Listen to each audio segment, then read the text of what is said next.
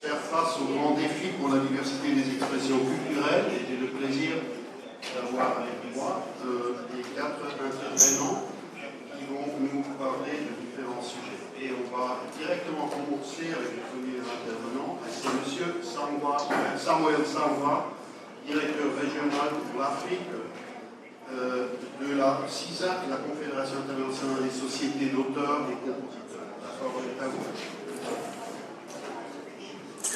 D'emblée remercier la Fédération internationale des coalitions pour la diversité culturelle, Nathalie, pour l'invitation qui a été faite à la CISAC et à ma personne de participer à ces assises. Et je suis vraiment très très heureux d'être parmi vous pour partager avec vous des enjeux de manière brève, des perspectives liées à la question de droit d'auteur en Afrique. Et je veux commencer par la dernière phrase de la personne qui m'a lancé, qui disait que ce soir, nous avons une soirée culturelle. Et donc, nous aurons probablement une performance musicale, je suppose. Et la question qui m'étreint, c'est que, est-ce que l'auteur des œuvres qui seront interprétées ce soir va être rémunéré? Je pose toujours cette question. On met toujours le créateur à la fin, soit pendant qu'on est en train de manger.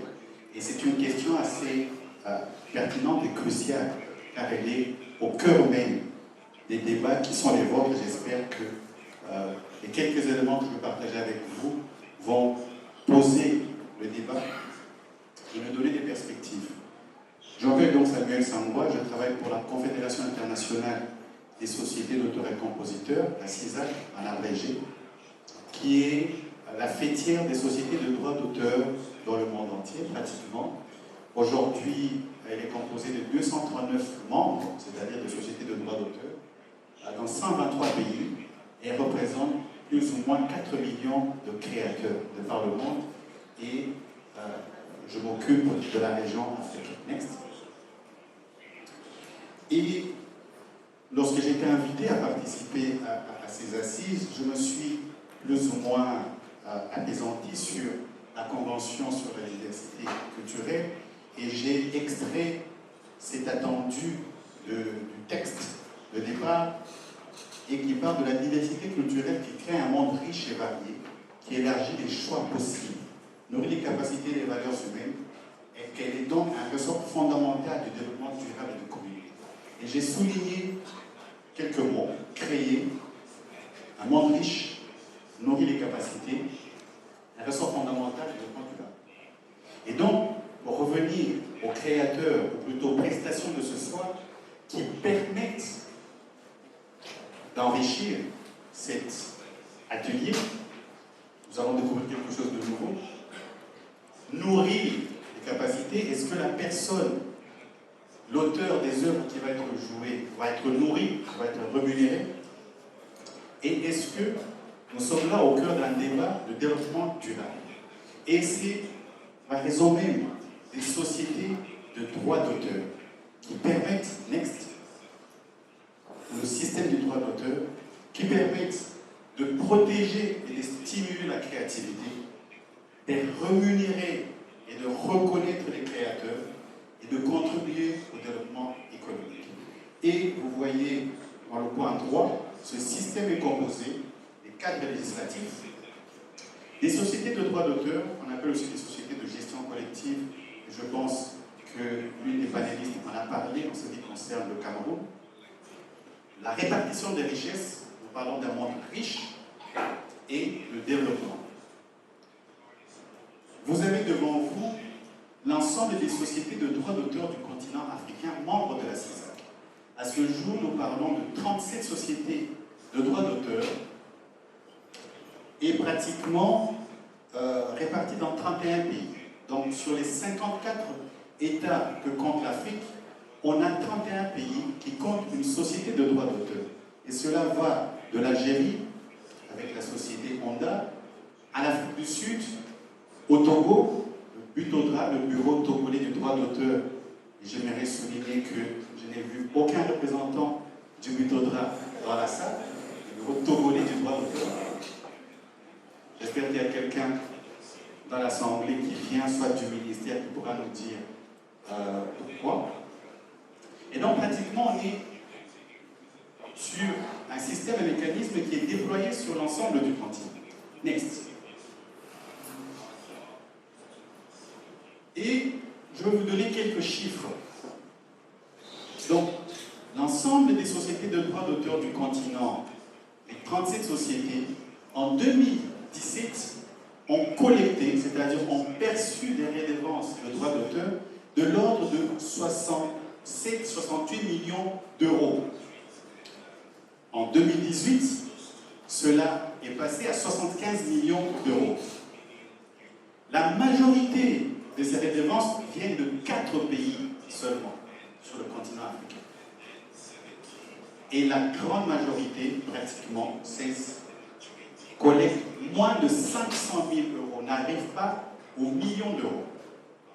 Et donc, voilà quelques chiffres que je vous donne pour camper un premier trait de la problématique. Le deuxième trait, c'est la majeure partie des sociétés de droits d'auteur du continent gèrent le répertoire musical.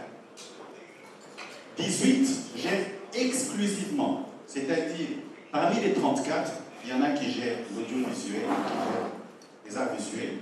18 ne gèrent que la musique, 6 gèrent les arts visuels et 10 gèrent le répertoire visuel.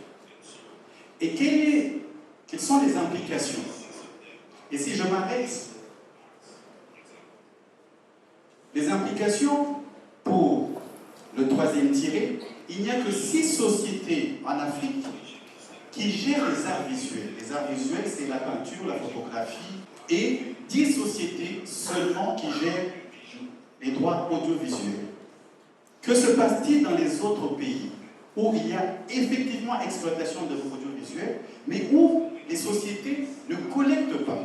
C'est-à-dire que dans ces pays, les créateurs d'œuvres audiovisuelles ne sont ni protégés ni rémunérés. Même question aussi pour les arts visuels. Il n'y a que 6 sociétés en Afrique, membres de la CISAC, qui gèrent les arts visuels. Qu'en est-il d'autres pays sur les 54 que compte le continent? Voilà une première volée des chiffres. Next. Voici un document, ou plutôt un visuel, qui est issu du rapport mondial des collectes. La CISAC produit chaque année un rapport qui fait l'état des lieux des collectes au niveau mondial. Et donc, vous pouvez le voir sur le point droit, l'ensemble des collectes de l'Afrique font 0,8% des collectes mondiales. En 2018, le monde, l'ensemble des sociétés de la CISAC, a collecté pratiquement 9 milliards d'euros. Et des 9 milliards d'euros, l'Afrique n'a collecté que 75 millions d'euros, ce qui n'arrive même pas à 1% des collectes. Voici un autre chiffre aussi qui permet de camper le contexte. Ce chiffre est paradoxal. Les collectes ne représentent pas les exploitations. Les exploitations, elles, sont exponentielles. Mais les collectes ne suivent pas. C'est-à-dire que derrière, les créateurs ne sont pas rémunérés à la hauteur des exploitations. Quels sont les défis majeurs de la perception ou du système des droits d'auteur? Premier défi, la méconnaissance du droit d'auteur. Deuxième défi, le refus délibéré du principe de paiement de la redevance de droit d'auteur. Dans la plupart des pays, il y a des sensibilisations, les lois sont en place, mais il y a un refus de s'acquitter des redevances de droit d'auteur. Et je vais l'illustrer tout à l'heure par un petit exemple. L'efficacité opérationnelle des organismes de gestion collective dans l'attribution des autorisations aux usagers. Une autre question, c'est celle du maillage du territoire. Lorsque les sociétés de droits d'auteur sont opérationnelles, parfois elles ne se limitent qu'à la capitale.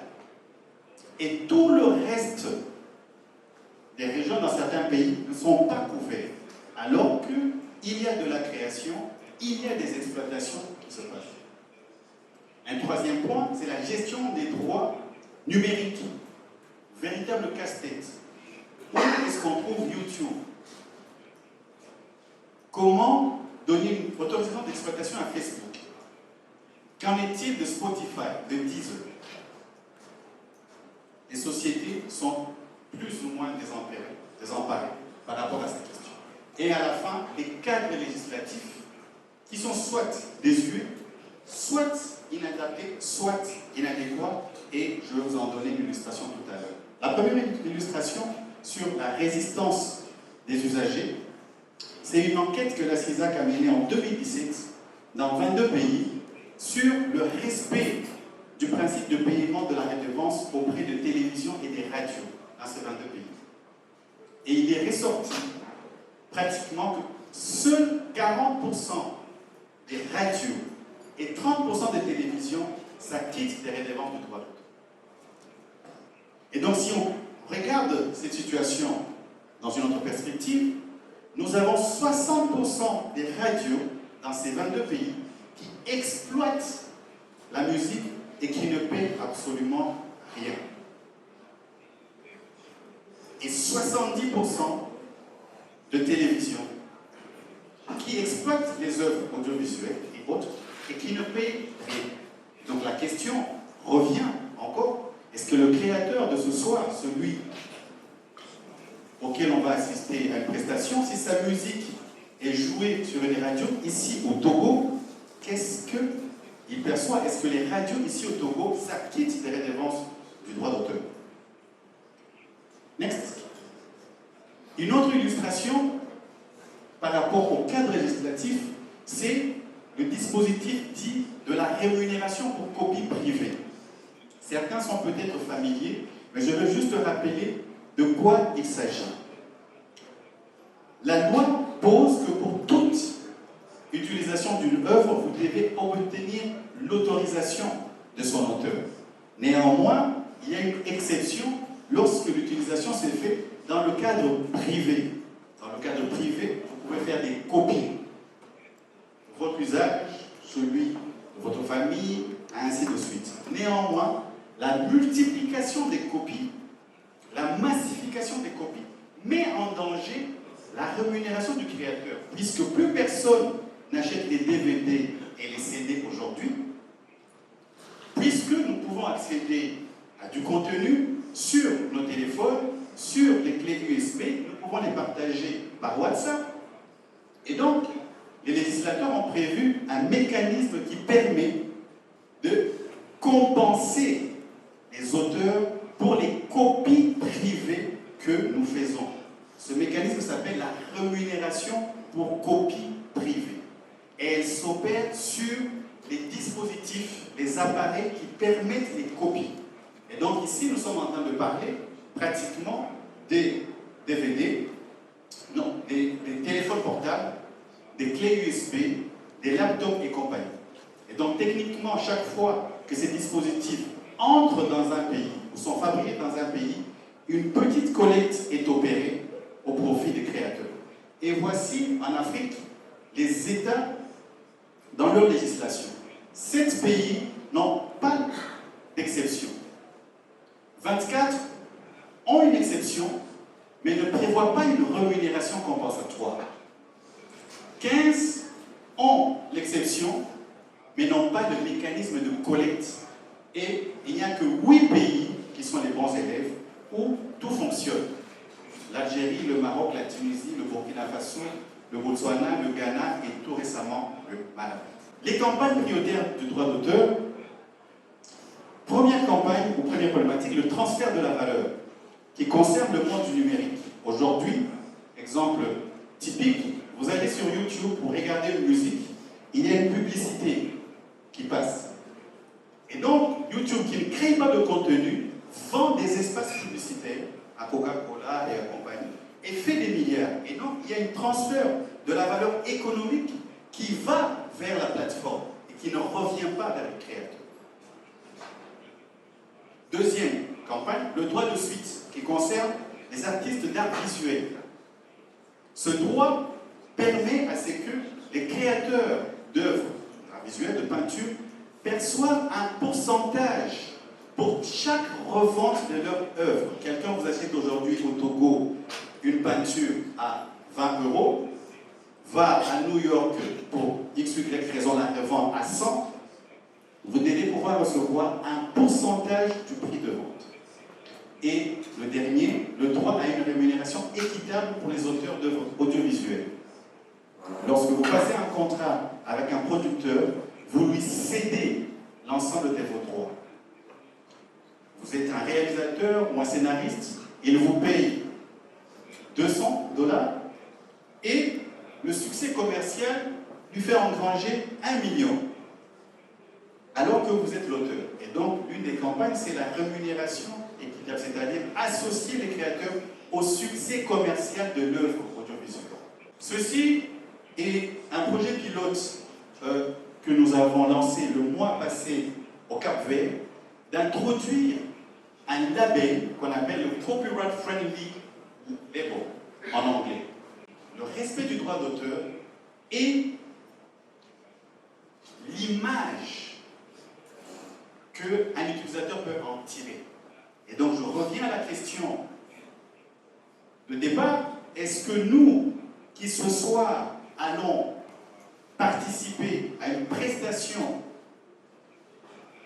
d'un auteur, est-ce que nous sommes copyright friendly? Est-ce que nous prenons en compte qu'il y a un auteur qui devra être rémunéré? Et donc le principe, c'est d'introduire ce label où les hôtels, les festivals, les usagers de télévision, les radios deviennent copyright friendly. Il y a juste quelques photos de la campagne, plutôt du projet qui a été introduit au Cap-Vert. Et là, vous voyez, c'est le ministre de la Culture du Cap-Vert qui signe le premier label du document et qui a été remis au cours d'un festival, qui est le festival de Santa Maria, qui est le premier festival à être labellisé copyright friendly, c'est-à-dire un festival qui s'engage à rémunérer les créateurs. Merci pour votre attention. Également, je tiens à remercier le ministère de la Culture et des Communications du Québec et le ministère des Relations internationales et de la francophonie du Québec pour le financement de ce guide.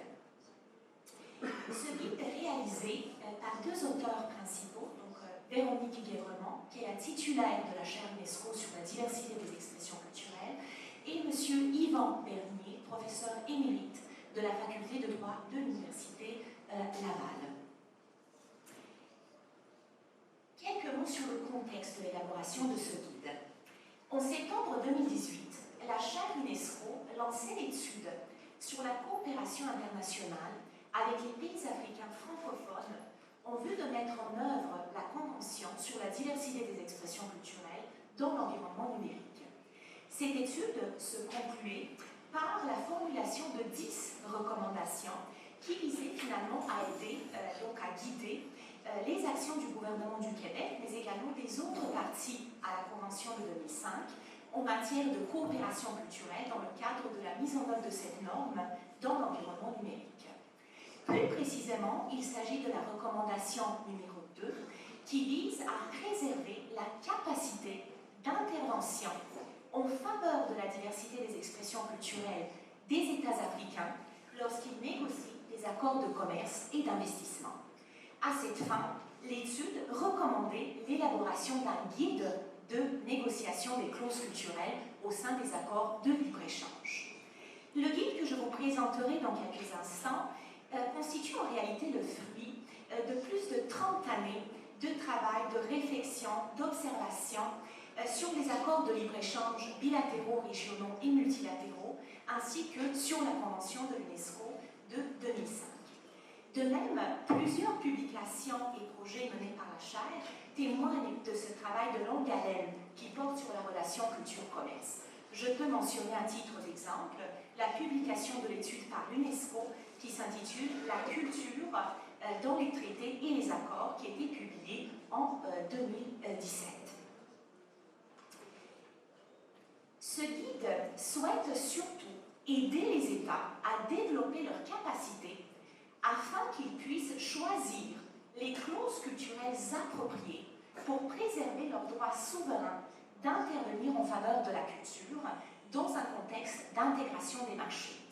Également, le guide souhaite présenter les meilleures pratiques qui ont été développées par certains États au cours des 15 dernières années.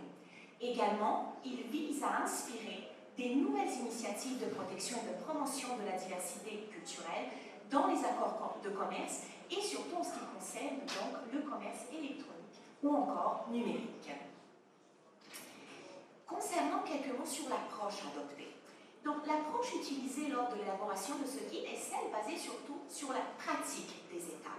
Ce guide s'appuie sur une étude comparative de 99 accords de libre-échange conclus depuis l'adoption de la Convention de l'UNESCO, donc en 2005, et qui fait bien ressortir la grande diversité des positions des différents États en ce qui a bien sûr trait à la protection et à la promotion de la diversité des expressions culturelles au sein des accords de commerce.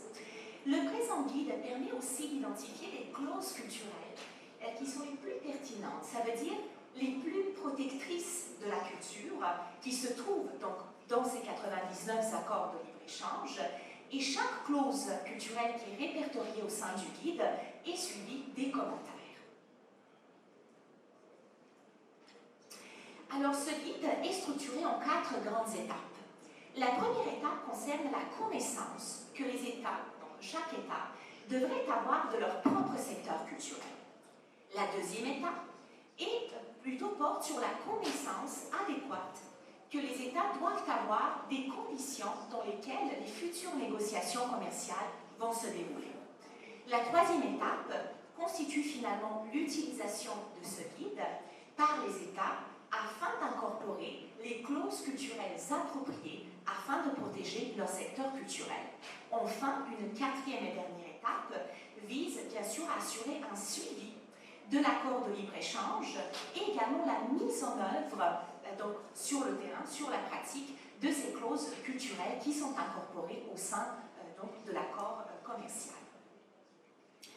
Alors, tout d'abord, la première étape, donc chaque État normalement devra avoir connaissance de son propre secteur culturel qui doit régulièrement être mis à jour en tout temps et donc comme ça l'État sera prêt lorsque les négociations d'un éventuel accord commercial va venir ou débutera.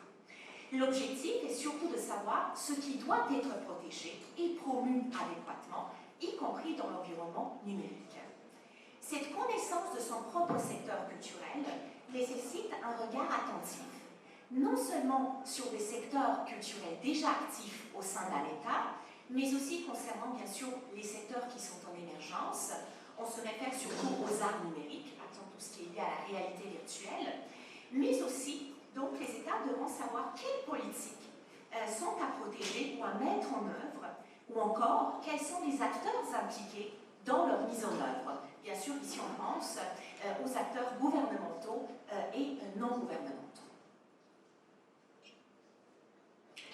Alors, également, ce qui est très important et fondamental, c'est la compréhension des principes fondamentaux des accords de libre-échange.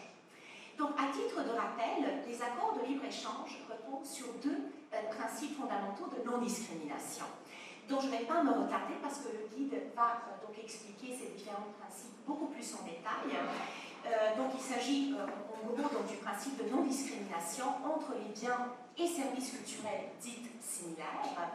Par exemple, lorsque les politiques ont pour effet de favoriser les biens ou les services culturels nationaux d'un État, ou visent par exemple à soutenir les artistes ou les professionnels de la culture d'un État, vont se heurter au principe de non-discrimination, donc qui est prévu par les accords de libre-échange, et plus particulièrement par le principe de traitement national. En gros, ce principe, ce qu'il demande, il demande aux États de traiter d'une façon égalitaire, donc aucune discrimination entre les biens et services culturels nationaux par rapport aux biens et services culturels étrangers. Alors, il est également nécessaire pour un État de connaître le champ d'application de l'accord de négociation qu'il va négocier. Ça veut dire, est-ce qu'il porte sur les services, sur les biens, l'investissement, les subventions, y compris bien sûr le commerce électronique. Alors, une autre phase dans cette première étape qui est très importante, c'est bien sûr d'avoir une bonne connaissance de la part des États des différents types de clauses culturelles qui existent et qui vont permettre donc aux États de les incorporer au sein de l'accord. Il s'agit en gros donc de 3 grandes catégories de clauses culturelles qu'on avait également répertoriées au sein des accords. Il s'agit donc des clauses culturelles générales, on parle des exemptions ou encore des exceptions culturelles, on parle des limitations aux engagements spécifiques, encore la liste positive d'engagement, et bien sûr les réserves, donc la liste négative d'engagement. Alors les parties à la Convention de 2005 ont aussi pris des engagements visant l'attribution d'un traitement préférentiel aux pays en développement, ce qui peut demander bien sûr l'incorporation des clauses culturelles qui vont demander donc d'accorder un tel traitement préférentiel à l'égard des pays en développement. Comme vous le savez, il s'agit de l'article 16 de la Convention. Et également, les parties sont encouragées d'incorporer une référence explicite à la Convention de 2005 au sein de ces accords. Alors, faire connaître dans le cadre d'une négociation commerciale la nature spécifique des activités, biens et services culturels n'est pas du tout une chose simple et facile, dans la mesure où cela va demander donc d'accorder une forme de traitement spécifique à l'égard de ces produits culturels. Donc, pour y arriver, cela implique, outre une bonne connaissance de son propre secteur culturel national, la mise en place d'une équipe de négociation à l'écoute des différents acteurs et réseaux culturels opérant sur le territoire national, mais aussi une bonne connaissance des objectifs poursuivis dans le domaine culturel par les autres États qui sont engagés dans cette négociation culturelle, en fait dans cette négociation commerciale. Alors, bien sûr, l'étape numéro 1 et l'étape numéro 2 qu'on vient de voir sont nécessaires pour arriver finalement et donc mettre en œuvre l'étape 3 donc de ce guide, qui est finalement l'incorporation des clauses culturelles au sein des accords commerciaux. Alors, tout d'abord, donc, pour protéger le secteur de la culture, les États sont appelés à mettre donc en œuvre, à élaborer des clauses culturelles qui vont être adaptées aux différentes parties de l'accord de commerce. Donc, il est aussi fondamental de connaître donc, quels sont les principaux chapitres donc, des accords commerciaux en cours de négociation. Alors, dans le cadre de ce guide, on va s'arrêter surtout aux plusieurs dispositions qui nous intéressent. C'est le préambule de l'accord, les définitions, les exceptions, les listes positives d'engagement, les réserves, et également les dispositions concernant le traitement préférentiel. Tout d'abord, le préambule. Très brièvement, on retrouve de plus en plus au sein des accords commerciaux une référence explicite à la diversité culturelle et à la Convention de 2005. Et un exemple d'accord modèle qui contient une référence explicite à cette norme culturelle est l'accord économique commercial global, donc AECG, qui a été conclu par l'Union européenne et le Canada de 2016. Les prochaines dispositions qui vont nous intéresser, donc, ce sont les définitions. Donc, on retrouve donc, dans les accords de commerce examinés les définitions de quelques expressions en lien, bien sûr, avec le secteur de la culture qui figurent dans les accords de commerce. On parle des industries culturelles, on parle également des activités culturelles, du patrimoine culturel et des arts créatifs. Et donc, ces définitions-là vont surtout servir à limiter les engagements commerciaux des États. Alors, encore une fois ici, on peut mentionner l'exemple de la définition des industries culturelles utilisées dans les accords de commerce conclus par le Canada, qui est une définition assez large et donc qui permet d'exclure les biens et les services culturels donc, de la plupart finalement de tous les chapitres qui nous intéressent au sein d'un accord de commerce. Les prochaines dispositions, il s'agit des exceptions ou encore des exemptions. Dans ce cas, on va se référer aux dispositions donc, au sein d'un accord de commerce qui visent à exclure les secteurs de la culture du champ d'application de l'accord en question. Dans la plupart des cas, ces exceptions vont avoir un champ d'application, une portée assez large, assez générale, et seront applicables à l'ensemble des États parties à cet accord. Encore une fois, je veux donner l'exemple de l'exemption culturelle utilisée par le Canada dans la plupart de ces accords commerciaux conclus avec d'autres États, donc qui excluent une grande majorité des biens et des services culturels de la libéralisation des échanges. La prochaine disposition qui nous intéresse, ce sont les deux listes. Encore une fois, je ne veux pas m'attarder longtemps, mais le guide détaille beaucoup plus ces deux méthodes de protection du secteur culturel par les États. Très brièvement, lorsqu'on s'intéresse aux engagements qui visent la libéralisation finalement du commerce transfrontière des services ou encore l'investissement, il y a deux méthodes qui permettent aux États de protéger leur secteur culturel. Le premier, c'est ce qu'on appelle les listes positives d'engagement ou encore les engagements spécifiques. Et dans ce cas, les États vont choisir de prendre des engagements pour des secteurs culturels qu'ils souhaitent libéraliser, mais tout en inscrivant des limitations afin quand même de préserver leur pouvoir d'intervention dans tel ou tel secteur culturel. La deuxième méthode, c'est les listes négatives d'engagement, encore les réserves. Et ici, les États vont exclure certaines catégories de services ou encore certaines politiques en vigueur ou à venir qui finalement souhaitent protéger les différents secteurs culturels. Alors, qu'est-ce qu'on souhaite protéger surtout lorsqu'on va mettre en place des réserves ou ces engagements finalement négatifs? Les 99 accords qu'on a examinés démontrent que les États souhaitent surtout protéger, promouvoir les secteurs culturels, comme en ce qui a trait la question du contrôle de l'investissement étranger, tout ce qui est les subventions, les quotas de contenus nationaux ou encore les accords de coproduction audiovisuelle. Alors, quelques mots sur le commerce électronique ou encore le commerce numérique. Alors, il est de plus en plus fréquent au sein des accords de libre-échange de trouver un chapitre qui porte sur le commerce électronique. Bien sûr, ce chapitre va porter uniquement sur les produits digitaux qui vont être définis dans la plupart des accords commerciaux. Alors également, dans les majorité des accords, on va retrouver aussi le principe de non-discrimination qui va finalement libéraliser le commerce de ces produits digitaux. Alors, si les parties, les États parties, souhaitent préserver leur capacité d'intervenir en faveur de la diversité des expressions culturelles dans l'environnement numérique, il est fondamental d'adopter une clause culturelle au sein de ce chapitre qui va exclure les produits digitaux de leur champ d'application. Alors, l'un des exemples très novateurs sont justement par l'Union européenne avec les accords conclus avec la Tunisie, le Singapour et également le Mexique.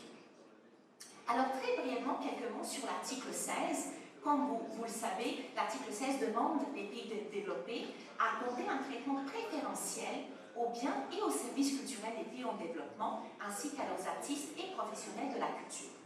Il y a deux clauses culturelles que les États en général vont inclure au sein des accords pour finalement mettre en œuvre ces dispositions.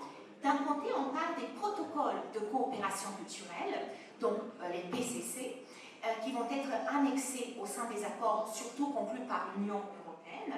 Ce qui est intéressant, c'est que selon le protocole annexé à l'accord, par exemple, on peut mentionner l'accord Union européenne-CARIFORUM, toutes les œuvres qui sont coproduites, par exemple entre l'Union européenne et le CARIFORUM, vont bénéficier de tous les bénéfices normalement réservés aux productions nationales, ça veut dire européennes. Et c'est ici où on voit ce traitement préférentiel qui est accordé aux services et biens culturels. Alors également, on a d'autres clauses qui visent le traitement préférentiel, et ce sont des clauses finalement qui sont insérées au sein de l'accord lui-même et qui finalement stipulent la mise en œuvre d'une coopération dans le domaine de la coproduction audiovisuelle, dans l'exemple de l'accord entre la Corée du Sud et l'Australie. Une dernière étape de ce guide est bien sûr le suivi et la mise en œuvre des clauses. On va retrouver qu'il y a deux mécanismes en place qui ont été mis au sein de ces 99 accords.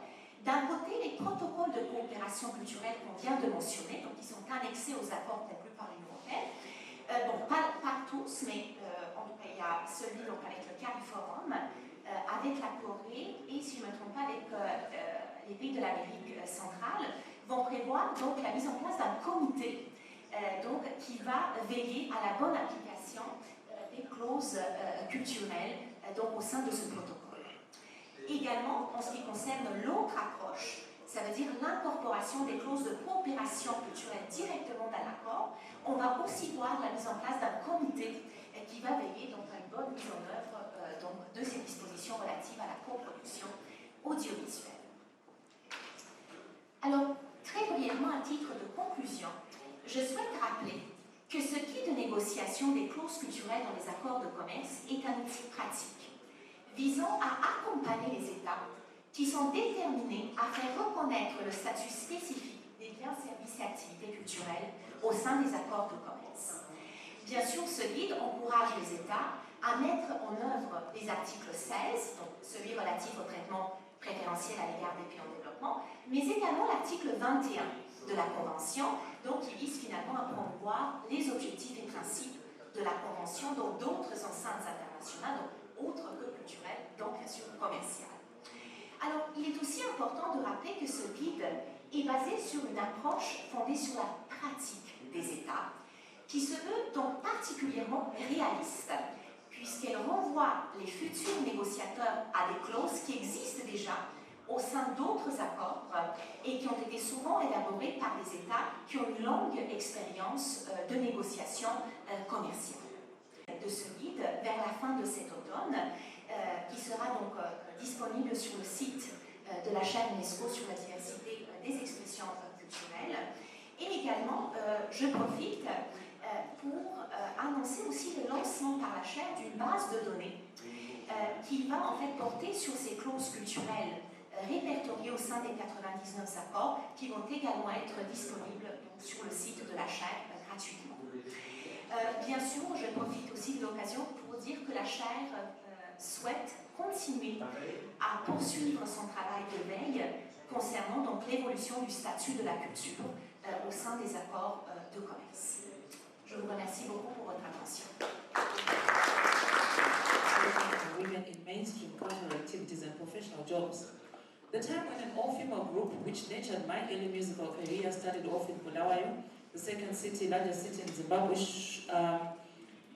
The shockwaves hit the music industry and audiences to the core because here was a group of girls whose members played drums, keyboards, all guitars, and excelling on all the vocals and dancing. Here was a complete music band of females. I can recall that we wrote our own songs and performed them. Even though we became popular and we invited to concerts across the length and breadth of the nation of Zimbabwe, there were still expectations attached to our performances. An imposed view expected us not to play a certain type of music genre, as it was deemed a feminine no-go area. Further, we were not expected to sing and articulate certain topics that were construed a preserve for men. We were not expected to perform in certain spaces that were viewed as unfit for the woman. However, we were expected to dance in certain predetermined ways that was to be suggestive, typical of women dancers in the entertainment circles. Sadly, from that dynamic, history-making all-women band, I am the only one still in the mainstream music, as my peers were either scouted at our shows, lured into marriages, subsequently stopped from performing in the demeaning spaces. Some demeaning in quotes. Some who were already married then were asked to find better engagements, and these are people for me who were really talented but had to stop because their marriages or their partners asked them to stop. From personal experience, well, there you have it.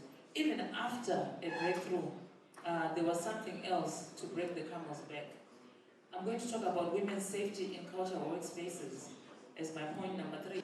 So on women's spaces in cultural workspaces, although I could make a reference to breaking through, to affirm our own roles as women and enjoy the liberty to work to our advantage and to our God-given talents as women, there arose another problem: safe working spaces. Let me call it a safe working environment, because the safety or lack of it is not confined to spaces as in the four walls of a building.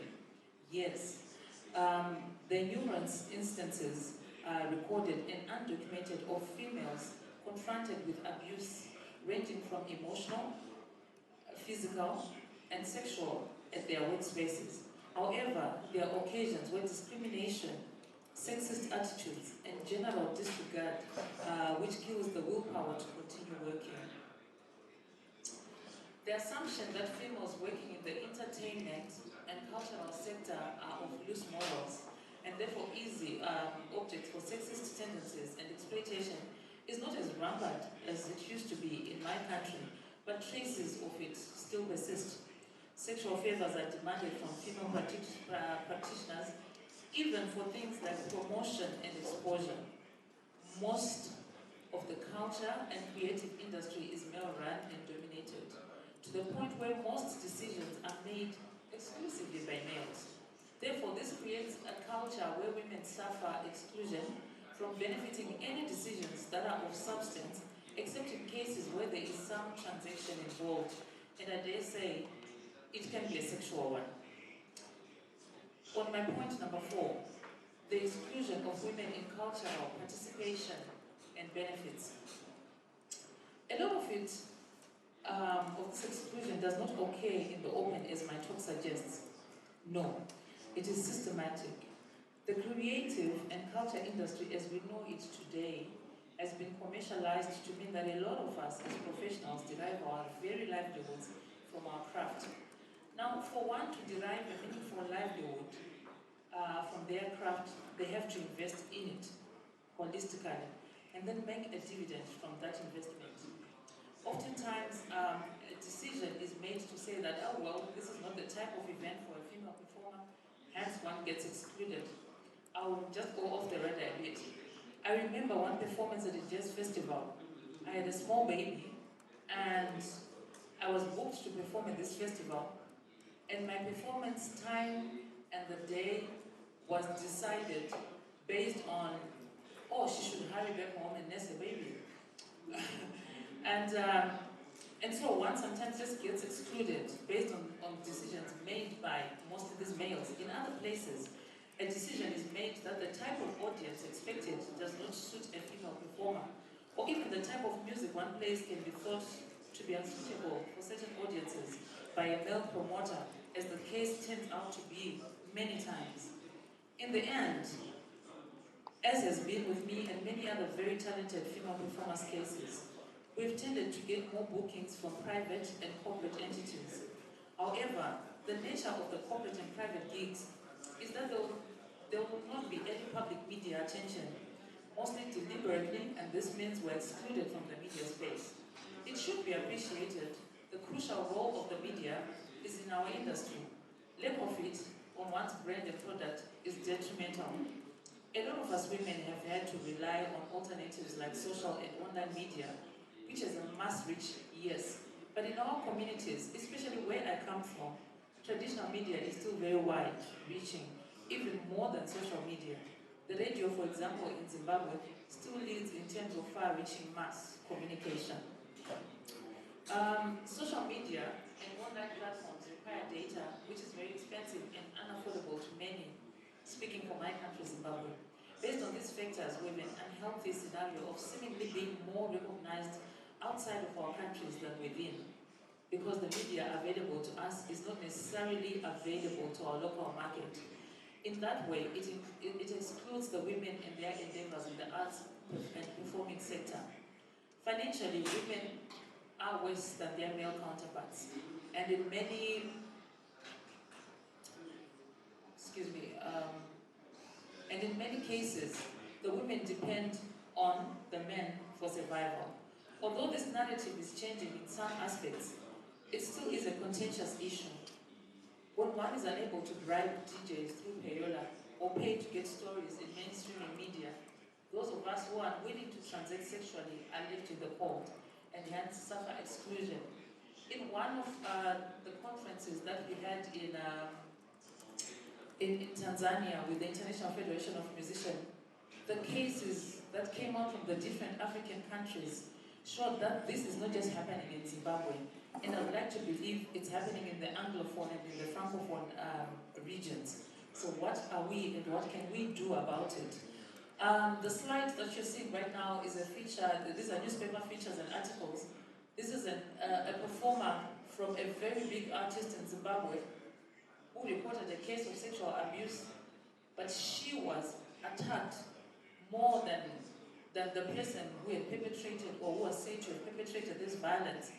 And the story just ended up going, nowhere. Next slide, please. This is a recent case that happened sometime in April and we only got a verdict in September. So she came to our women's desk in the Zimbabwe Musicians Union and reported how she had been molested, sexually harassed by this director on the right. And the story ran in the papers. And she was, intimidated by phone, by text, and even some media people. And yet when the verdict came out in September, that he had been found guilty, and that he had been given community service and some suspended sentence, there is the headline, unpaid work from Zondo. Anyone who's reading, passing through it, would probably not even pay attention to what this story is all about, because it's not putting it out there that this big director of a theater company or in some way doing developmental work in our communities did this, and this is the results of it. Next slide, please. Here's a journal that was written in 2008 that's talking about female popular musicians in post-independent Zimbabwe. Hear our voices. And it reports to how the female artists, this I've noted in Zimbabwe, in Tanzania, in so many other African countries, that we do not report as the media the impact that our women are doing. And as such, most of the valuable work that they are doing goes unnoticed, goes unrecorded, and history will speak more about the men than it does the women. This has me on a headline.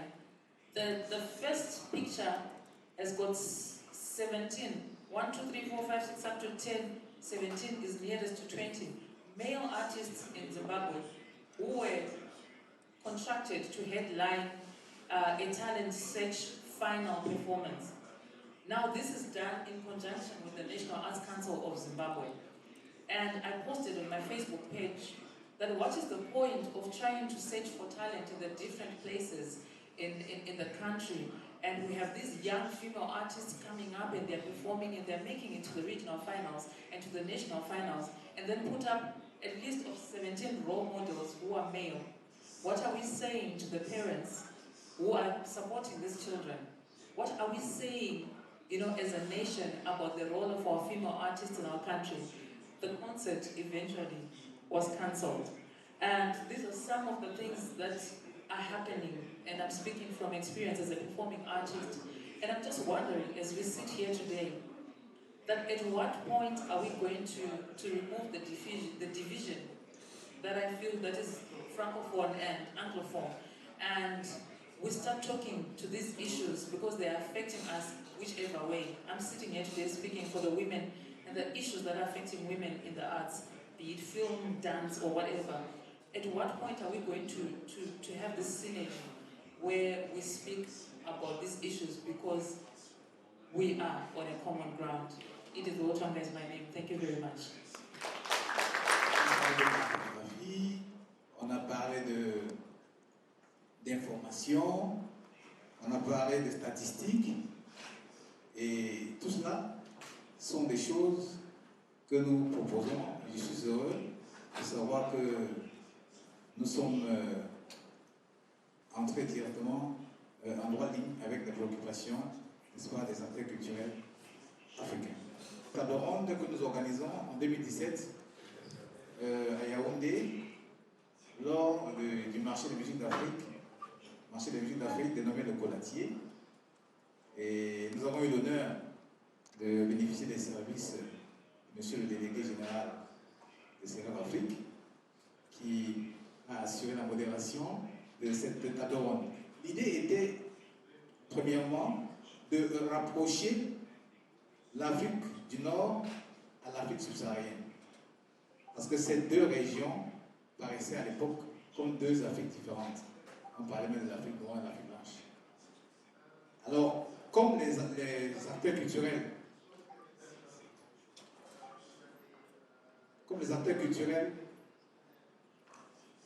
pris sur eux de rapprocher ces deux régions. Nous avons donc initié une table ronde sur le thème coopération et échange culturel Sud-Sud, le cas de l'Afrique du Nord et de l'Afrique subsaharienne à travers la musique. Alors les choses sont allées très vite.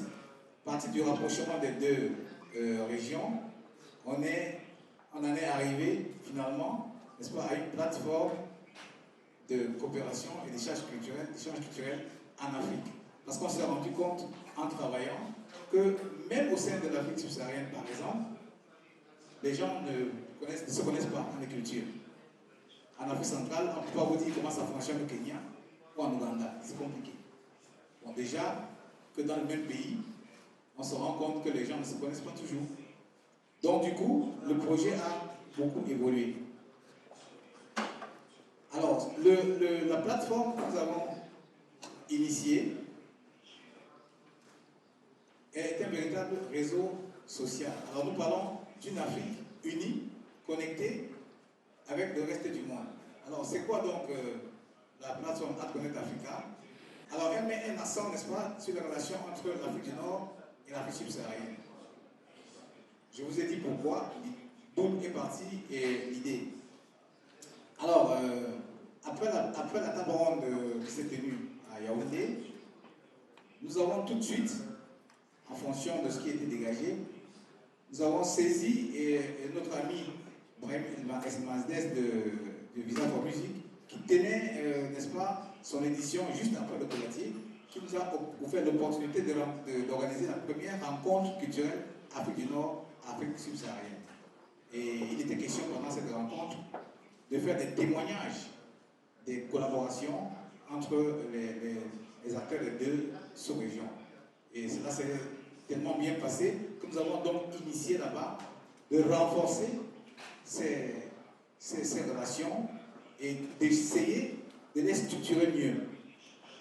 Et ceci dit, rendez-vous avait été pris avec la direction du Massa, qui devait se tenir en 2018, qui s'est tenue en 2018 au mois de mars, pour une deuxième rencontre culturelle.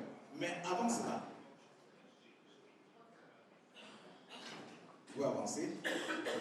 Voilà donc, vous voyez, ça c'est la première rencontre Afrique du Nord, Afrique subsaharienne, à Visa for Music. Nous avons échangé. Et après cela, après le Visa for Music, nous sommes allés à Ségou, au Mali, au festival sur le Niger, avancé, pour organiser un atelier qui devait préparer, n'est-ce pas, la mise sur pied de la plateforme à Abidjan. Ça, c'était en février 2018 à Ségou. C'est donc juste après. Next. Nous avons donc organisé la deuxième rencontre qui a permis de mettre sur pied cette plateforme de coopération culturelle en Afrique, c'était au Massa. Et là, on s'est rendu compte qu'on était encadré par plusieurs institutions africaines. Nous avions le CIRAB Afrique, l'OCPA, et nous avions également Arterial Network qui était avec nous, et même le Conseil international de la musique qui était même sur le panel. Donc on s'est rendu compte effectivement que c'était un véritable besoin. Next. Alors qui est concerné? C'est tout le monde, les artistes, les professionnels, les festivals, les organisations professionnelles, les lieux d'expression des médias et même les institutions étatiques et non étatiques. Alors quels sont les arts concernés? C'est tous les arts. La musique, les arts de la scène, théâtre, danse, art visuel, jusqu'à l'architecture. Next. Alors le mot déparatoire, c'est quoi? Il est question pour nous de confectionner une plateforme numérique. Nous avons choisi le format numérique parce que c'est plus facile. Aujourd'hui, tous les acteurs culturels, presque 99%, utilisent, si ce n'est un laptop, mais au moins un smartphone. Donc, à partir de là, on peut s'inscrire. Les questions la plateforme permet d'avoir un site internet informatif. Donne des informations sur les échanges qui se passent, n'est-ce pas, en Afrique. Et une application digitale qui est en construction en ce moment, qui permet, n'est-ce pas, à chacun de pouvoir s'inscrire et pouvoir se connecter avec les autres membres inscrits. C'est-à-dire que quelqu'un qui est ici au Togo, qui s'inscrit, il bénéficie d'un espace personnalisé où il poste son profil. Il peut également poster des offres et bénéficier, n'est-ce pas, des offres des autres membres. Ça lui permet d'être en interaction avec tous ceux qui sont inscrits. C'est un véritable réseau social que nous sommes en train de mettre sur pied, un peu comme LinkedIn, que vous connaissez naturellement. En dehors de la plateforme, de la conversion de la plateforme numérique, nous pensons à mettre sur pied et animer un programme panafricain visant à encourager, n'est-ce pas, et accompagner ces initiatives d'échange. Parce que c'est bien beau de dire je voudrais créer une pièce de théâtre avec un acteur du Mali, mais quelquefois on est confronté à des problèmes logistiques. Il faut se transporter pour au Mali, il faut avoir un peu d'argent. Donc, le but est de mettre sur pied, n'est-ce pas, un programme et de trouver des fonds pour accompagner plus ou moins ceux qui travaillent dans ce développement des échanges en Afrique. Ça, c'est le mode opératoire. Qu'est-ce qu'on vise? On pense qu'on aura une plus-value, n'est-ce pas, les résultats attendus. On a la construction d'une communauté artistique assez forte, des informations, j'en parlais tout à l'heure, sur des collaborations en cours ou envisagées. C'est-à-dire que dès lors que vous êtes inscrit et que vous avez commencé une coopération, une collaboration avec quelqu'un, le système commence à vous prendre en charge et génère des statistiques. Qui est le Malien, combien de Maliens travaillent avec tel ou tel autre pays. Ça permet, n'est-ce pas, aux institutions également d'État ou autres, de pouvoir avoir des informations qui peuvent les aider pour leur prise de décision.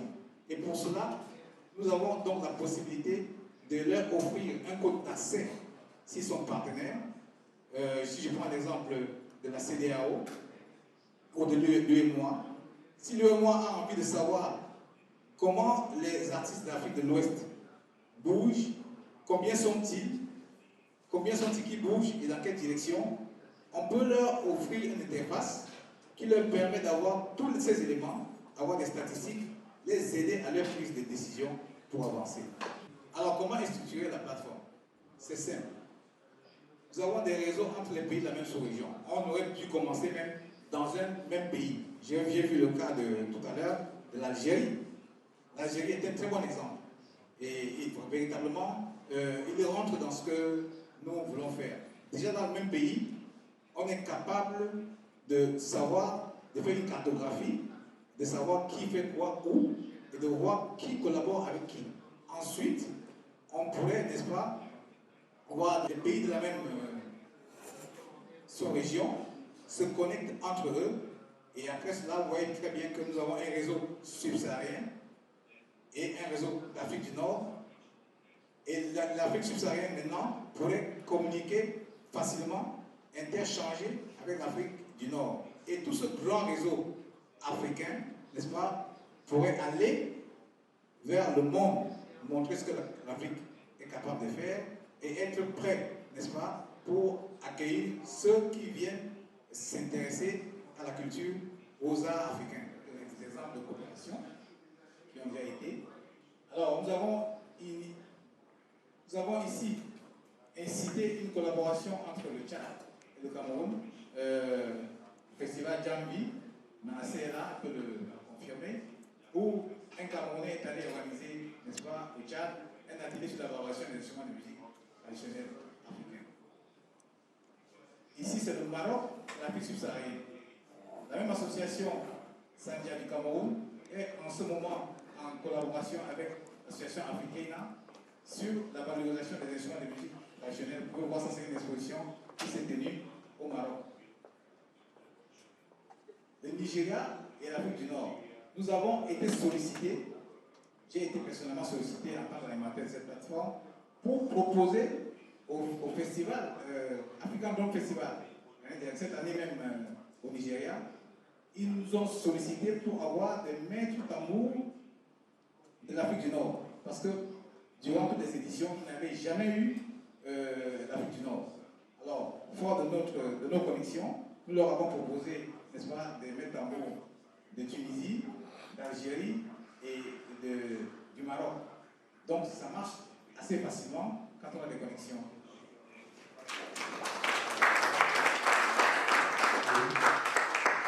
Une It's does CSAC has any indicators that shows gender inequity in the cultural sector regarding copyright and income? I think it's... Yeah, actually, CSAC has initiated last year an initiative called Women at CSAC, and we have conducted kind of a survey now as far as the Africa region is concerned. We have surveyed 9 countries to look at the gender within the structure of copyright societies. First of all, how many women are in a position of decision, and also the number of women within the membership, meaning the number of women who are part of the creators of a society. Actually, I've discussed with Nathalie when I was thinking of this presentation, and then she told me somebody else is going to deal with the gender. But if you want, I can share some of the material I have there. Really, we have a picture of 9 countries, and you can see the gender situation within the copyright society and also within the creators themselves. And we are having a follow-up to this exercise in Lisbon this very month or early next month about this. We really want to bring the issue of gender. What came out of the first exercise was very, very informative. The number of women were really, really low, and the implication was women were either prevented to come into the creative space, and I think some of the points were touched upon by my colleague on the panel, or, and it's much more terrible, is women are deprived of creativity, which is very, very negative message, but which is, you know, men can go. I can do some few examples, and I shared this story with somebody this morning about women in Rwanda who initiated drumming, and they told them women can't drum. This is a taboo from long time, and they asked why can't we drum? So they told them because drums are heavy. You can't lift a drum. You know, such kind of mindset which prevented and still prevent women to come into it. So this initiative, Women at CSAC, aims at really bringing out the issue and see what could be done to change the setup. These policies actually increased the audiences and increased the incomes and the constructive step to take. Directeur général de l'Association des professionnels d'édition musicale, je suis ici pour la coalition canadienne. Ma question est pour Ivana, en fait. Est-ce que votre travail examine la question du droit d'auteur dans les traités de commerce? Merci Jérôme pour ta question. En effet, tout ce qui est donc relatif à la propriété donc intellectuelle, donc au droit d'auteur, en général, tous les accords de commerce comportent un chapitre sur la propriété intellectuelle. On ne s'est pas vraiment attardé sur l'analyse de ce type de chapitre. Donc, on va mentionner qu'il est présent, mais sans vraiment aller dans les détails. Je voudrais remercier aux panélistes de tout mon cœur. Je pense que c'était un après-midi très intéressant et je vous prie de leur donner une grande